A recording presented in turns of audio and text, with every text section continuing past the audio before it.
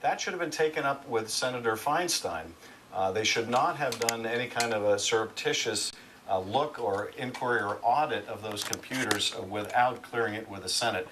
So I think it's a very serious business, and we're going to have to get to the bottom of it, and I think it could have substantial repercussions. Mike Lillis. Mr. Schiff, more specifically on the CIA's response, Nancy Pelosi yesterday said that it was, on Thursday, said that Director Brennan's response was befuddling. She couldn't understand it, and that she also had very serious concerns with this whole process. I'm wondering what you think of his response. He's had all week to respond to all of this, and if you still have faith in him as director of the CIA. Well, I can understand, as a relatively new director, his wanting to go to bat and support his agency. But I don't think a confrontation with the Senate is in either his interest or the interest of the agency. So I've been a little bit taken aback by the degree to which they have, really kind of pushed back without any kind of conciliation on this. So that has surprised me. My interactions with Director Brennan have been very positive. So there's nothing in my own personal encounters with him that has given me any pause. But I think that his first response should have been, if indeed they access these computers without going to the senators first and the chair of the committee first, that we made a mistake. We have concerns we need to explore with you, but we should have done this in an above-board fashion, working with you, not working against you. So it's not how I would have handled it, and I think it does raise some legitimate concerns. Congressman, what do you think are the next steps here with regard to the CIA? Senator Feinstein is obviously very upset with the idea that the CIA was searching the computers that were given to her staff to review the Bush administration's enhanced interrogation program. What's the next step here from your point of view that needs to be done? And also, what can you say about the underlying report that is at issue here? This is the report that looked into the enhanced interrogations, the waterboarding. What do you know about that? Well, I guess, a couple things. With respect to the report, I strongly believe that this should be declassified. There may be areas, obviously, that have to be redacted, but it should be made publicly available. This is a key debate that we've had over the last several years. That program is a thing of the past, but the debate goes on about whether it was useful, whether it was counterproductive, and it's at the heart of this current debate, because one of the documents the CIA was concerned about the Senate having was an internal review by then Director Panetta that he commissioned that was more in line with the Senate report's conclusion that these techniques had not produced results than what the CIA formally responded with. So it's not only key to this dust-up, but it's also, I think, highlights the importance of getting the good information out there to the public. And I have to say, even as a member of the House Intelligence Committee, I can't get access to this report. I've been asking for almost a year now without success. So it's being very tightly held. I'm glad the White House has come on board in terms of supporting declassification. I think that's very important. In terms of next steps, where do we go from here? I would hope that what's happening right now is that cooler heads at the agency are prevailing. They're taking a pause. I hope they'll reevaluate the rather adversarial pose they have taken in this and find a way to reestablish a good working relationship with the Senate. I think it's incredibly important in terms of our oversight role, but it's important for the agency. I think of Mark Twain's aphorism that don't pick a fight with someone who buys ink by the barrel. It's also not wise as an agency to pick a fight with the oversight committee that funds you and that can make your life very difficult if they decide to. One more question on the CIA issue. Civil liberties groups have for years been complaining about government spying on civilians. What do you say to the charges that now, members of the Intel Committee, who have been some of the strongest supporters of those same programs, are up in arms only when they are the target of similar spying? Is there a double standard there at all? No, and I've heard that argument. I think there's a certain intellectual appeal to that argument. The reality is that many of us in the intelligence committees have been fighting for reform of the metadata program, for example, and have been trying to champion the right balance between privacy, civil liberties, and national security. It's a debate that goes back to the founders and was at the heart of the Fourth Amendment. And it's a debate that's going to be, frankly, with us for some time. But in addition to those, privacy considerations, there are additional considerations when you have potential spying or interference with a Senate investigation by an intelligence agency. Then you get into added considerations of the separation of powers, violation of other particular provisions, the speech and debate clause in the Constitution potentially, and as well as some of the statutes governing electronic communications, presidential executive orders.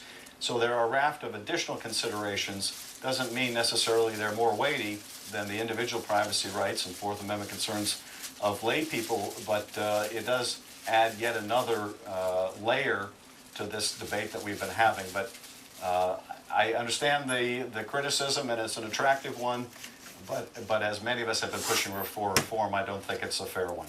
Well, while you reference metadata reform, you have authored legislation. And I wonder if you could briefly explain it to our viewing audience, what you hope to do. You also were quoted in one story as saying this is going to be a difficult year for this kind of reform. Do you still feel that way after Senator Feinstein's comments? Well, I still think it's going to be a difficult year, although there may be a convergence taking place on the metadata program as the clock continues to tick. And for your viewers, what's involved in here, the telephony metadata, this is the bulk data that's been collected by the government. That involves phone numbers connected to other phone numbers, the duration of calls, the time of calls. It doesn't include subscriber information, so it's not really like a business, a phone record, because those numbers are not connected with the people who have those phones. It's also not the content of communications, and there's a lot of confusion about that. So people think that all of their phone calls are being listened to in this bulk metadata program. None of the content is involved in this data. But nonetheless, it's a vast amount of data. It has the potential, if abused, to be used in a way that could tell things about what people are doing, who they're calling at what time, etc. So there are real privacy interests at stake. And I've been championing, among several others, a restructuring of the program, an end to bulk collection, a system where effectively we would go to the phone companies like we do in the criminal context when we believe a number is connected with a plot, rather than gathering all their data and then searching it ourselves when we believe a number is connected with a plot. And that's where I think we're headed. If we're successful, we can bring about those reforms proactively. If we're not successful, then in the middle of next year, that program will sunset and simply go away, and we'll largely move to the law enforcement kind of a model. And Congressman, I wanted to ask you about the National Security Agency spying in terms of what you're going to do with the bulk phone records. The latest developments are that the Chairman Mike Rogers of the House Intelligence Committee and Congressman Ruppersberger are reaching some sort of an agreement for a bill to address the bulk records. What's your understanding of what that agreement is going to do? What are the sticking points with that right now? And what timeline do you think this might actually advance? Well, I think there's a hope among our chair and ranking member to get to an agreement before the end of the month when the administration announces their plans. The administration set that date for themselves. I don't know whether they're on track to meet that deadline, but it looks like the model that we may get to agreement on is much like the bill that I introduced some months ago, which would have the telephone companies hold on to their own data. And when we needed to go and request a certain number, we would go to the company with legal process, and then, but we would also have what the administration has already put into effect, and that is a prior court review, so that apart from emergency circumstances where there's a real need for speed, we would go to the court with reasonable articulable suspicion. They would approve and give us legal process to go to the phone company. That would be the alternative to us gathering all this bulk data and then searching it ourselves. Now, what's at issue initially is how fast can you do that? The advantage of bulk collection is that you have all the data. You can merge the formats so that when there's a need, you can search through all that data without having to go to multiple carriers and take the time and inefficiency that accompanies that. But there are technological answers to that problem, which I think can get the response times down very considerably and close to as if we had all the data. So that's where I think we're moving. What are the issues that remain? One issue I think is whether we go to the court before we go to the carriers or whether it's an after-the-fact process. I think the administration has moved pretty inexorably and properly in the direction of prior court review, apart from an emergency circumstance, and I think that makes a lot of sense. Congressman, wanted to shift to another issue, to Ukraine. You, of course, are on the front lines of the intel debate. Was wondering if there's anything that the intel community could have done better to foresee this invasion by Russia into Crimea, and if so, what that could have been. Are there lessons to be taken from this?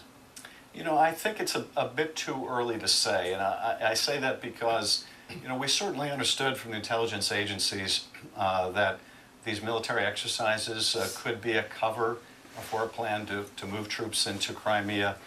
We understood that there were several scenarios that were all possible. Absolutely, and the one that leaps out at me most is the gaping hole that we have in terms of people flying with stolen identification.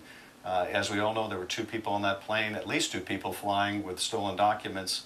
Now, they may have had absolutely nothing to do with the disappearance of this plane, and they probably did have nothing to do with it. But it has revealed the fact that many billions of people board planes without their identities being vetted. And that's a real problem, because even if these 2 were not involved in the disappearance of the plane, others may take advantage of the fact that most countries don't check with Interpol to see whether the documents people are providing are in fact their own documents. So that is something I think we really need to focus on correcting. And, you know, I think it's fascinating here that some of the best data we're getting is from a very unlikely source, and that is the maker of the engines on that plane had a technology in place where it could get pinged with feedback about how those engines were performing. Now, that was for their own quality control and to make sure that those engines were not degrading year after year, flight after flight. But in fact, it's given us, I think, some pretty key information that that plane was in the air perhaps much longer than we might have known. Congressman, wanted to shift one more time to Syria. Saturday is the 3rd year anniversary of the civil war there. More than 100,000 people dead. The hostage crisis is enormous, and there's no end in sight. And I'm wondering if there's anything that President Obama and/or Congress should be doing differently, should be doing more aggressively to end that crisis, and if so, what it would be. Well, that's a great question, and this is the most distressing thing, I think, going on in the world right now, the tremendous loss of life in Syria. In terms of what more we can be doing on the humanitarian front, I think there's a lot more that we can be doing and our allies to step up and help these people that are in need. I think the United States can be more welcoming of some of the refugees, a particular issue that I've been working on. Many thousands of them have family in the United States. They have approved immigrant petitions, but they can't get a visa because we've reached the visa limit. So there are some small things and some very large things we can help on the humanitarian front. On the broader military front and the peace negotiations, probably one of the most significant things that we need to do is get our allies on the same page about who they're supporting and make sure that the weapons that are flowing into this conflict aren't flowing into the hands of jihadis who will not only use them to kill the more moderate members of the opposition, but also pose a great threat to us after the conflict.